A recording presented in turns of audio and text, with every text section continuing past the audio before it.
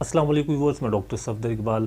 दोस्तों, आज हम जिस इशू पे बात करेंगे वो है वक्त से पहले बालों का सफ़ेद हो जाना। ख़ास तौर पे नौजवान बच्चों में हमने देखा है कि स्कूल गोइंग और कॉलेज गोइंग बच्चे बच्चियाँ हैं, उनके भी बाल सफ़ेद होना शुरू हो जाते हैं।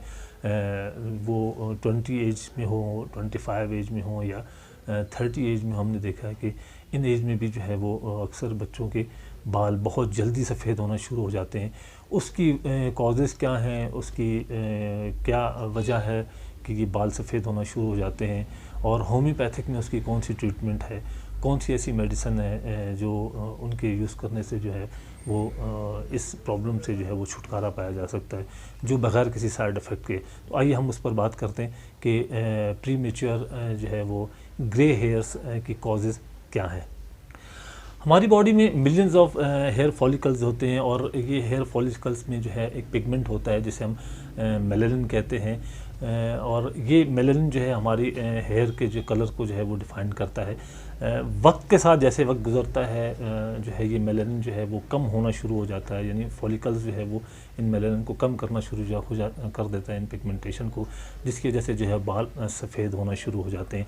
ये इन द एज ऑफ 40 के बाद जो है जनरेशन जैसी होती है 50-60 एज में, तो हमने देखा हुआ कि ओल्ड एज में जो है हमारे बाल सफ़ेद होना शुरू हो जाते हैं। तो ये एक नेचुरल प्रोसेस है, एक नॉर्मल प्रोसेस होता है इस एज में।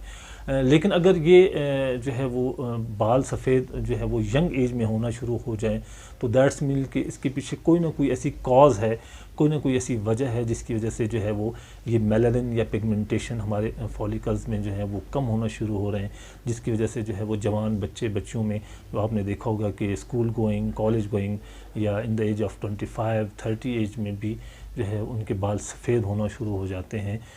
तो उसकी वजह बनती है।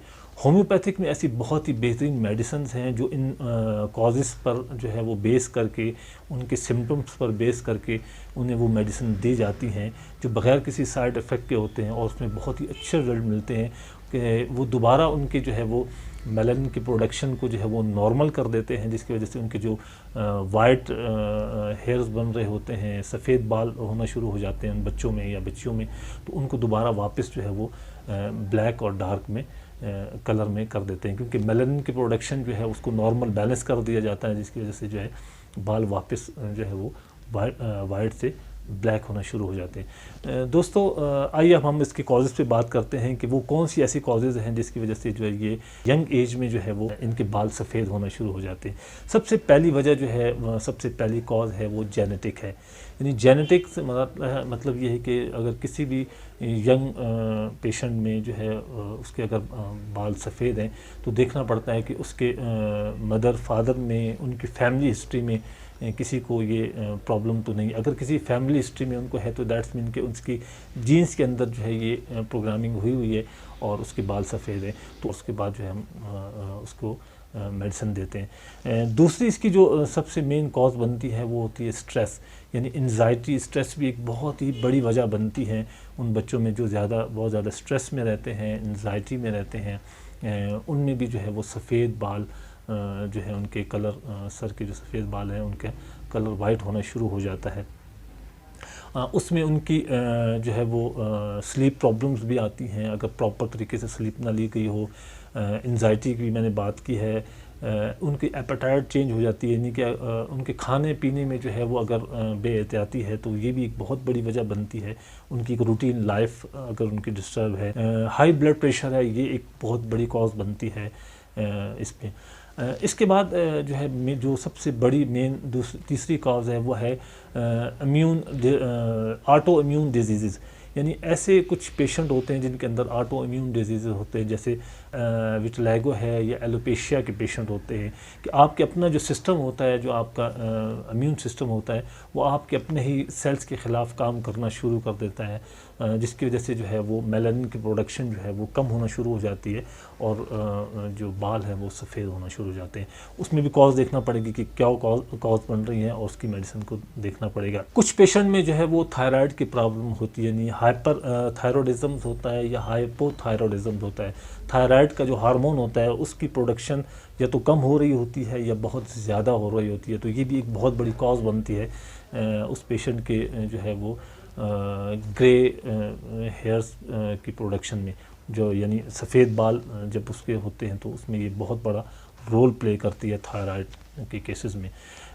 विटामिन B12 की डेफिशिएंसी, यानी अगर विटामिन B12 की कमी होना शुरू हो जाए आपके न्यूट्रिशन में बॉडी के अंदर, तो ये भी एक बहुत बड़ी कॉज बनती है वाइट या ग्रे हेयर्स की प्रोडक्शन में, क्योंकि उससे जो है वो डेफिनेटली मेलानिन या पिगमेंटेशन कम होगी तो जो है वो डार्क से वाइट की तरफ जाएगा।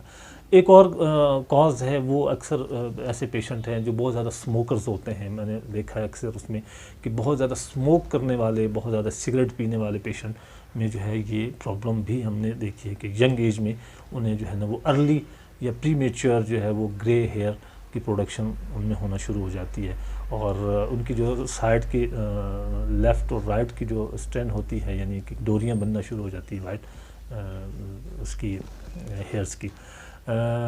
ये कुछ कॉजेज़ थी जो बनती हैं। एक कॉज जो सबसे बहुत अहम है वो ये भी है, मैंने अक्सर पेशेंट में देखा है जिन्हें बहुत क्रॉनिक जो है वो इन्फ्लुएंज़ा होता है, यानी नज़ला ज़ुकाम की कंडीशन रहना, या उनको साइनसाइटिस की प्रॉब्लम होती है और बहुत क्रॉनिक होती है, बहुत पुरानी होती है, तो उन पेशेंट में भी मैंने देखा है कि उनमें भी जो है वो वाइट हेयर्स की प्रोडक्शन या वाइट सफ़ेद बाल निकलना शुरू हो जाते हैं उनके सर पे, और ये प्रॉब्लम उन्हें भी बहुत ज़्यादा होती है।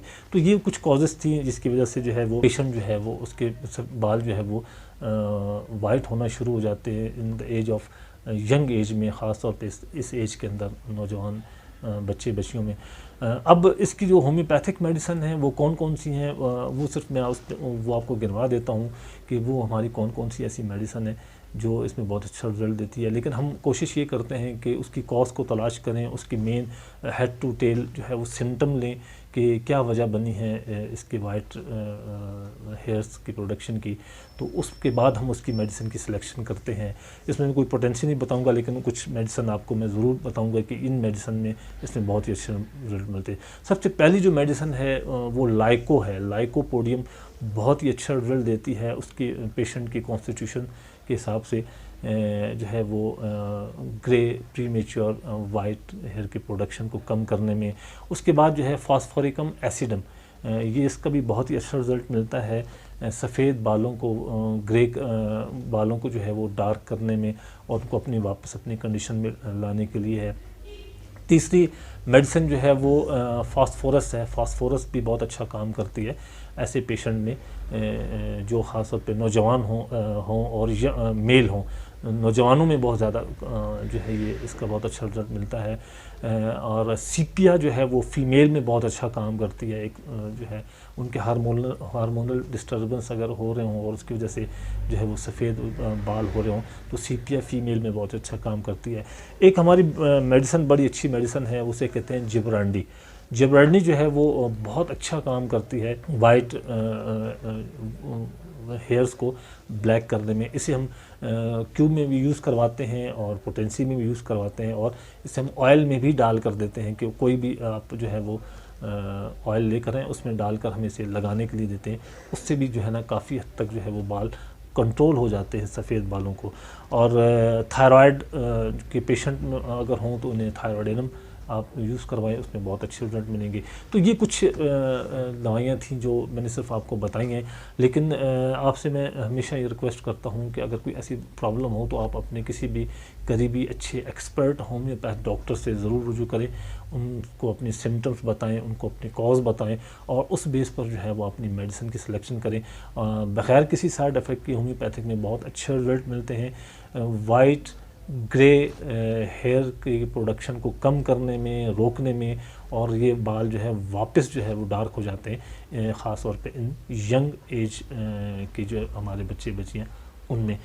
मेरे इस जो है वो चैनल को सब्सक्राइब ज़रूर कीजिए, इस वीडियो को शेयर कीजिए और बेल आइकन को ज़रूर दबाइए ताकि मेरे आने वाली वीडियो की नोटिफिकेशन आपको मिल सके। इसके साथ ही इजाज़त दीजिए।